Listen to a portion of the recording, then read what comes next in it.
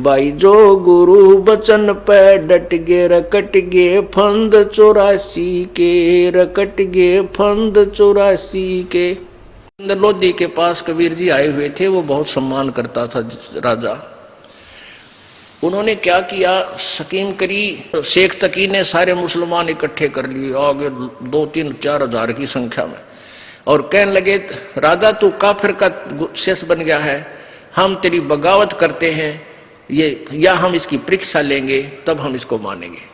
सिकंदर लोधी ने शेख तकी अपना पीर बुला लिया, 5-10 व्यक्ति और बुला लिए, भाई तुम शांति रहो, बात बताओ क्या है, शांति करो।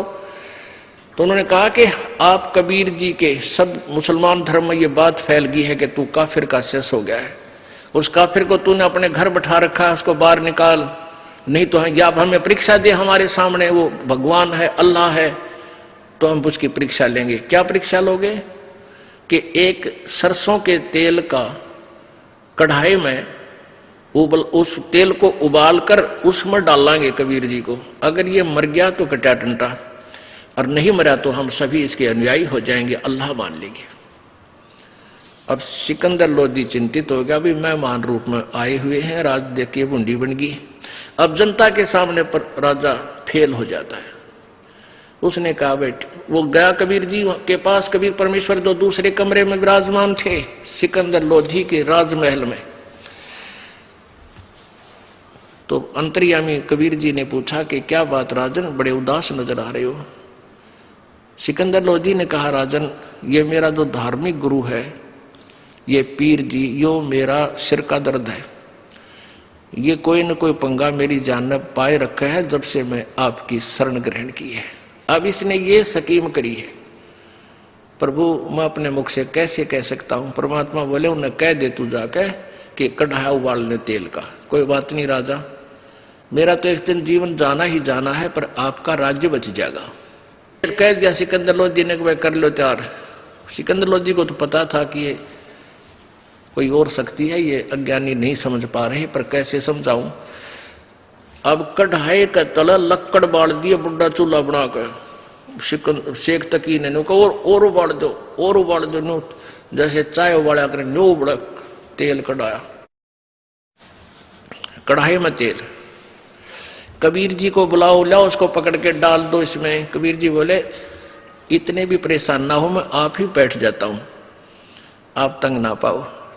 परमात्मा उस उबलते हुए सरसों के तेल के कढ़ाई में प्रवेश कर गए और बैठ गए। इतनी गर्दन भार है, आराम से बैठे हैं, कोई उसमें परमात्मा को दुख नहीं। अब शेख तकी कहता है, अरे इसने तो तेल की तासीर मंत्र से ठंडी कर दी, तेल ठंडा हो गया है। अब सिकंदर लोधी ने सोचा, देखो उंगली देकर सचमुच कहीं ठंडा हो गया हो। परमात्मा बोले राजन उंगली मत देना इसमें, कदे मूर्खा के कहने तांगली जड़वा ले। ये कत्ती बहुत जबरदस्त उबल रहा है, बहुत ज्यादा इसमें फारेनहाइट हो रहा है।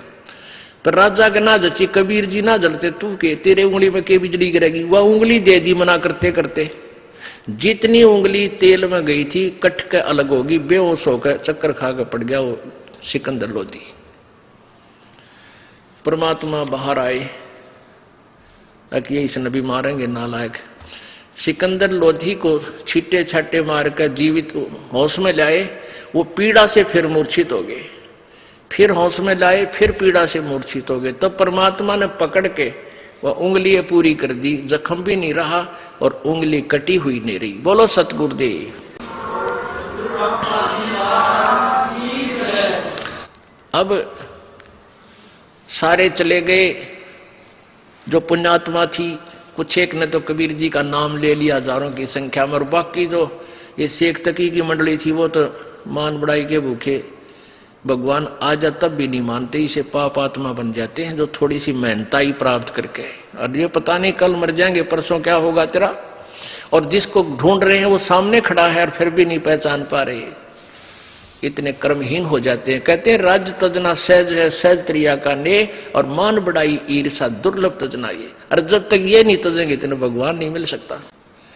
अब फिर सोचा 2-4-10 दिन के बाद शेख तकी ने कि भाई नहीं मरा दुश्मन तो है, फिर आगे इकट्ठे होकर को सब कहने लगे जी वो तो तेल ठंडा कर दिया था, ये जादू जंतर जानता है, अब इसकी एक परीक्षा और लेंगे।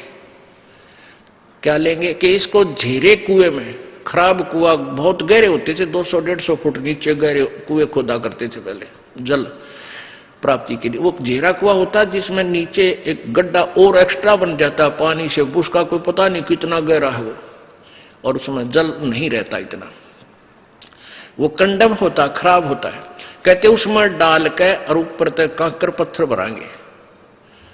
परमात्मा बोले चलो भाई तुम अपना काम कर लो, ले चलो।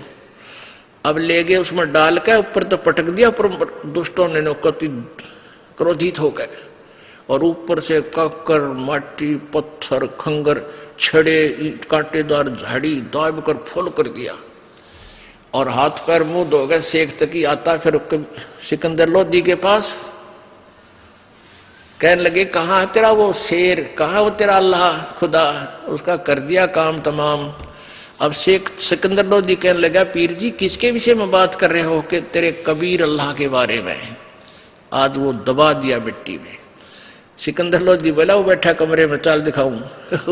परमात्मा वहां विराजमान थे और शेख तकी नो देख कर आ गया उल्टा, यूं नहीं मरा भाई, थोड़ा काम बढ़े तो ऐसे दुष्ट तेरा भगवान आ रहा और उसके साथ ऐसे दुष्टता कर रहे हो पापियों।